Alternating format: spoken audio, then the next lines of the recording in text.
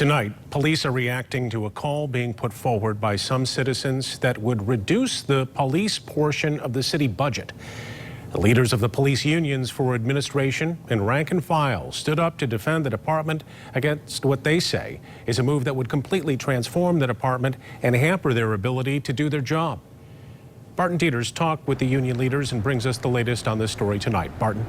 Well, Brian, it's the kind of defense we might expect to see coming from the chief of police, but in an unusual move, it was the union that came out in defense of the department's budget. Grand Rapids Police account now for about 40% of the total city budget, and a proposal considered would reduce that to 32%, the lowest allowed by the city charter.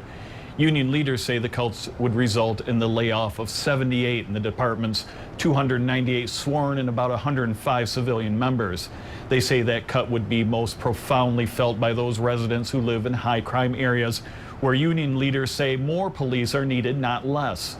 Union leaders called Grand Rapids, quote, a community in crisis, and claim that in just the first half of 2020 there have been 17 homicides. That's equal to the total number of homicides in all of 2019. They also say other crimes, especially gun crimes, are on the rise, furthering their claim that cutting personnel is ill-considered. The union leaders say the cuts would have to come from personnel and would be a devastating blow to a department that has already suffered millions in budget cuts over the last few years. The union leaders say they would be reduced to responding to the only most serious calls for service, and that specialized units like vice and traffic would suffer. We welcome any dialogue.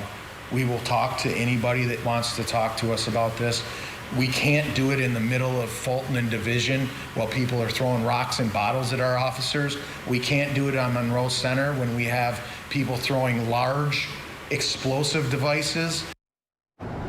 10-11 tonight, we hear from those who support the reduction in the police portion of the city budget about what police union had to say today. In studio control, Barton Dieters, News